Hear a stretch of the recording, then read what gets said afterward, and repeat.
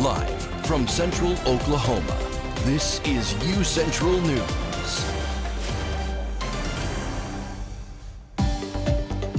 Hello, Bronco Nation. I am Luke Underwood. And I'm Abby Avers. Welcome to this edition of UCentral News.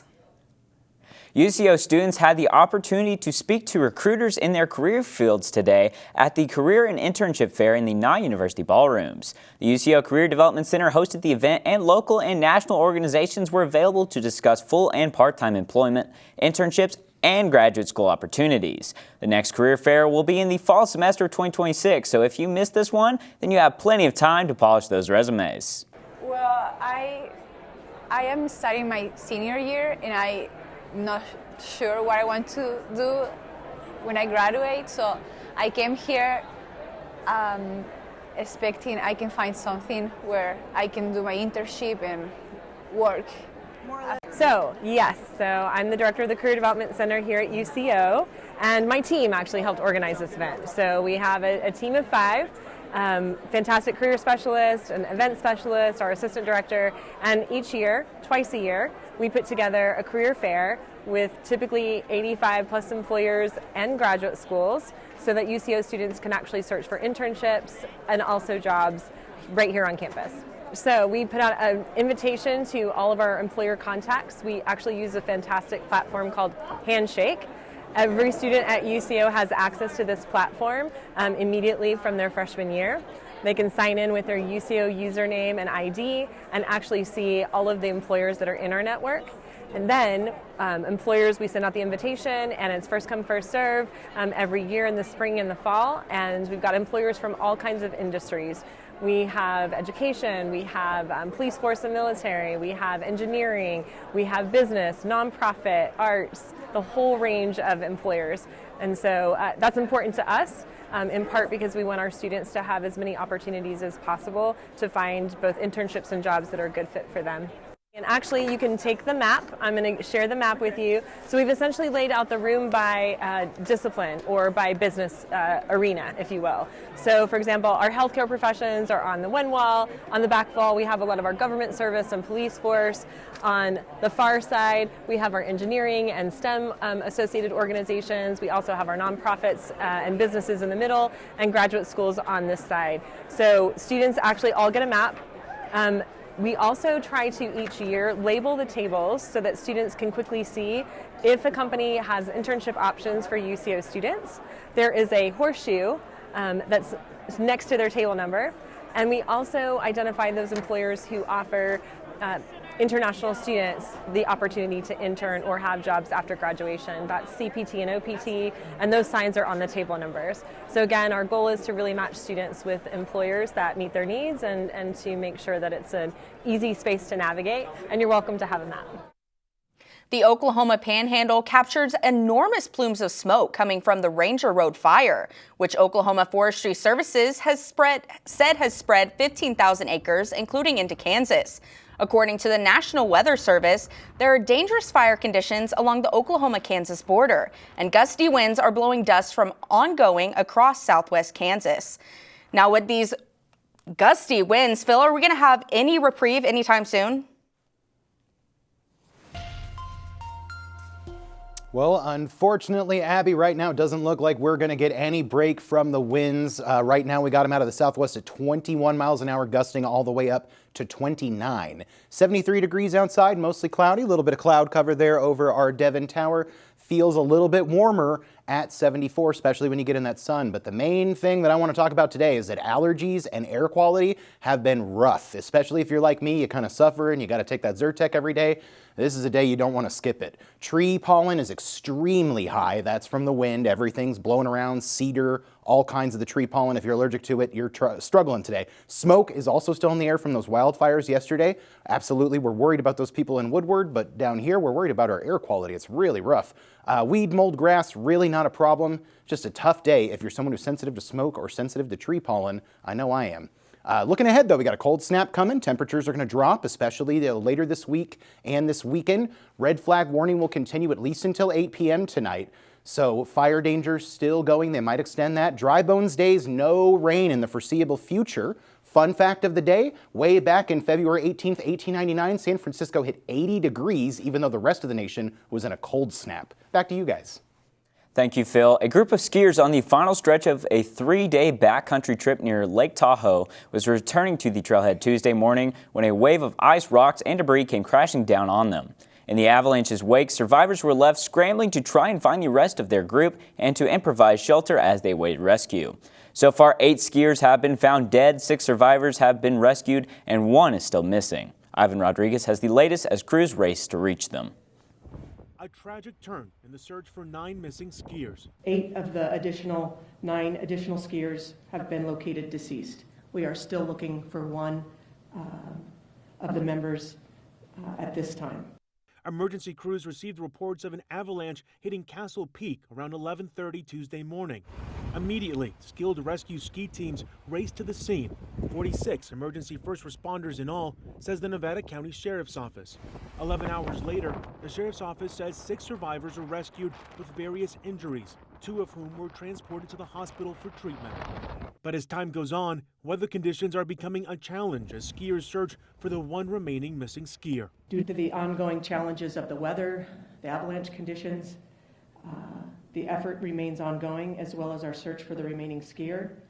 But the weather is a factor. It's not a resource issue as we speak. It is a weather condition and safety condition for our response teams. Even as snowfall tapers Wednesday, lingering showers and deep existing snow will keep travel difficult and terrain unstable around the Tahoe Basin and higher elevation.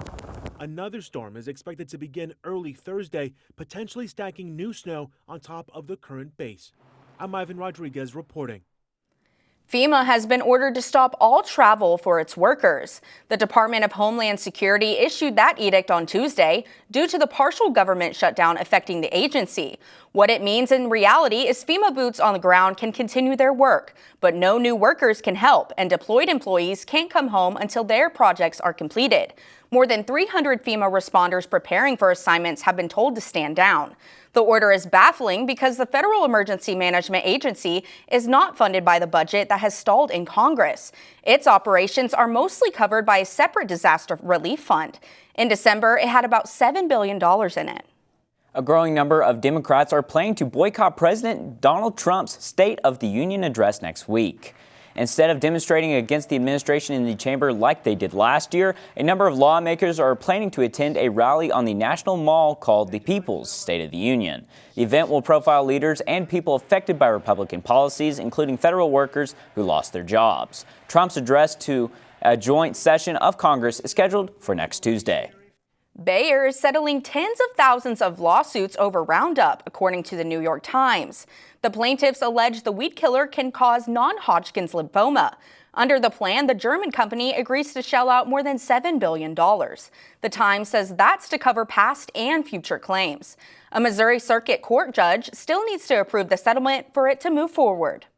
Ash Wednesday marked the start of Lent for the world's 1.4 billion Catholics, with Pope Leo leading a religious procession and prayer service at the Vatican. In his first Lenten message as Pope, the pontiff called on Christians to embrace listening, fasting, and community while practicing what he described as an often overlooked form of abstinence.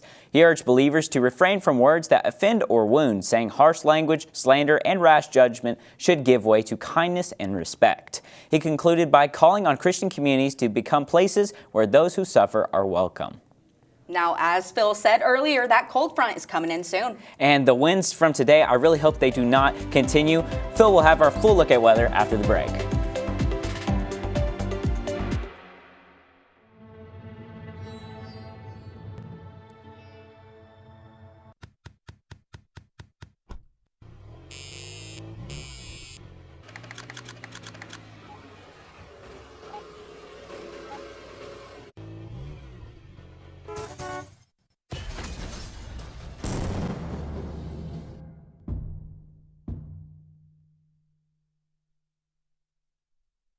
It's time to explore, to come out and play. Our city is waiting, so what do you say? Whether daytime or nighttime, the right time is now. Finding those moments to make you go wow. Amazing new places to fit every mood. Shopping and dining. Did we mention the food? There are green parks and ballparks and water parks too. Museums, attractions, and also a zoo. The modern frontier is the friendliest place. Now is the time for your dreams to be chased.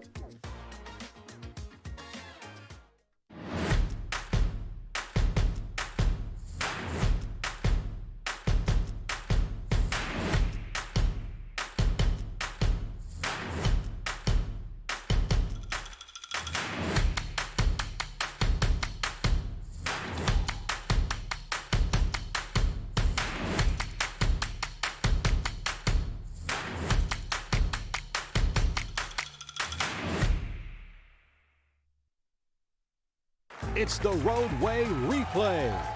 Time for the lightning round, Brian. Let's rewind your drive to work. How far did your car travel while you checked your phone? 20 feet, 100 feet, the length of a football field? 100 feet. Oh, sorry, Brian. In just 3 seconds on the highway, your car traveled the length of a football field. Distracted driving? It's no game.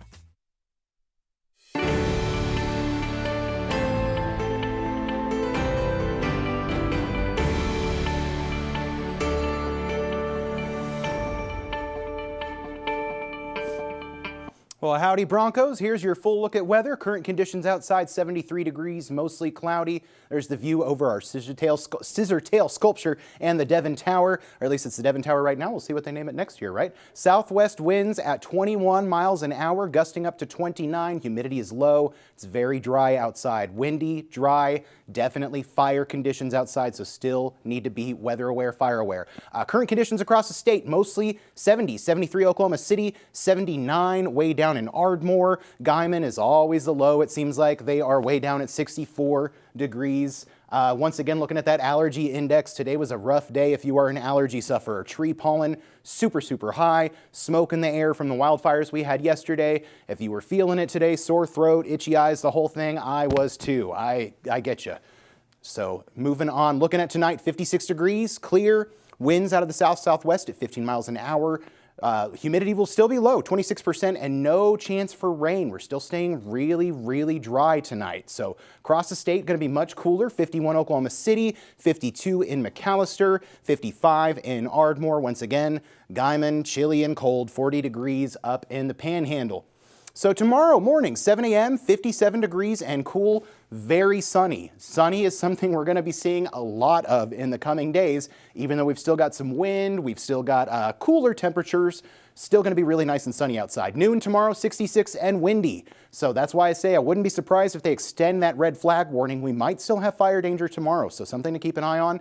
Going to be chillier tomorrow night. That's when we start our cold snap. About 7 p.m. it'll be 50 degrees outside. So tomorrow, highs only in the 60s across the state for the most part. 63 in Oklahoma City, 69 in Ardmore, 50 in Guyman. They're always the cold one, aren't they? And then our 7-day forecast. Here is our outlook for the week.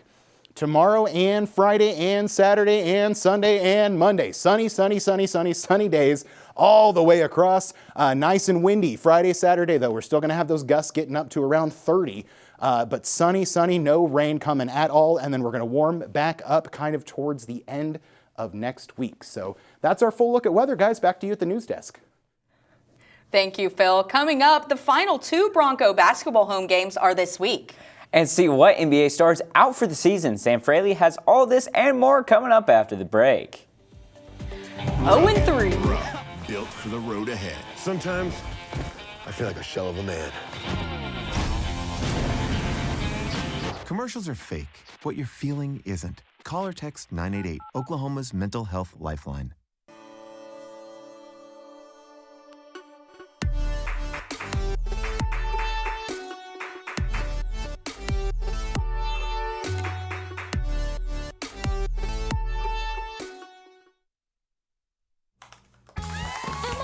Did you hear? Todd's in the hospital. Who's Todd? He got a collapsed lung from vaping. He thought it was cool. Not cool. Promise you won't vape, Emma. It can lead to a lifelong addiction, and we can't be friends if your lungs collapse. bogus. Wacky sitcom teens aren't the best people to talk to your kid about vaping. Hey, you got a minute? You are.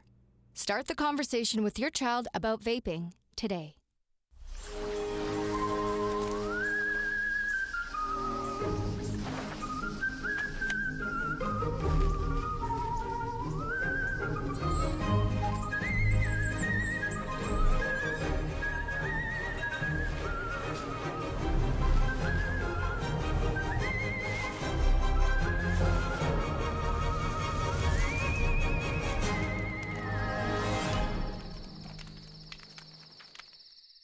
The University of Central Oklahoma grows and thrives. We move forward, daily living the Bronco way, being reflective of our neighborhood, community, history, and Oklahoma. This is what has made us who we are. Oklahoma's Metropolitan University, the third largest university in Oklahoma. This is where movement is. This is the University of Central Oklahoma.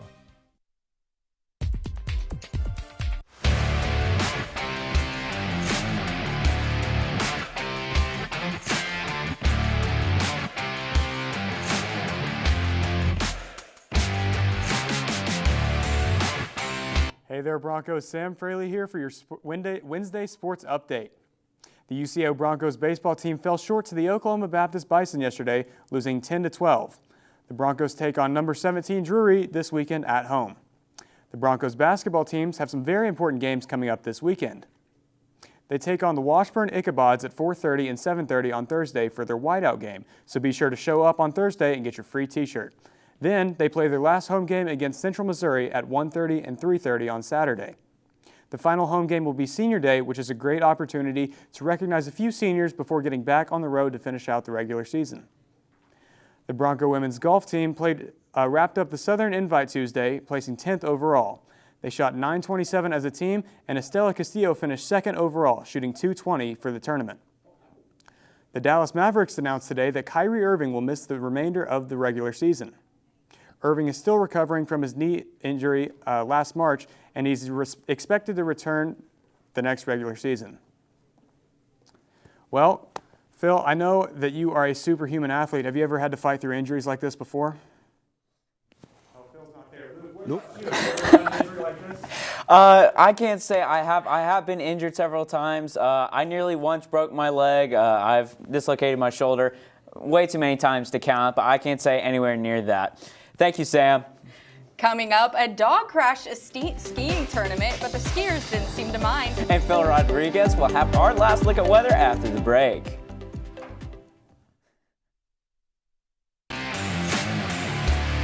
The University of Central Oklahoma grows and thrives. We move to meet our students where they are and get them where they want to go. Over time, thousands of students have made the move to UCO. They come to pursue their passions and find their calling, to improve their lives, families, and communities. UCO moves and motivates students in and out of the classroom. Here, potential takes flight. Our students' curiosity ignites a spark that fuels transformation. Oklahoma's Metropolitan University, the university that hasn't stopped moving since 1890. In fact, we are gaining momentum. This is where movement is. This is the University of Central Oklahoma.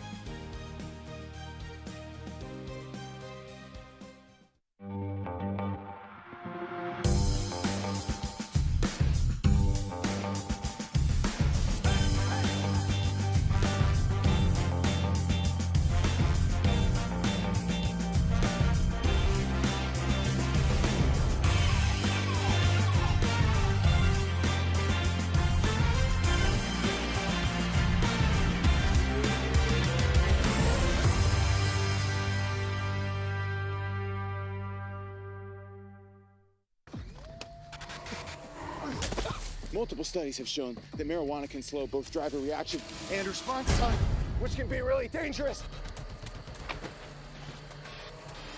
He's here. He's here. Wait. What? I can't drive. Why? My. Oh.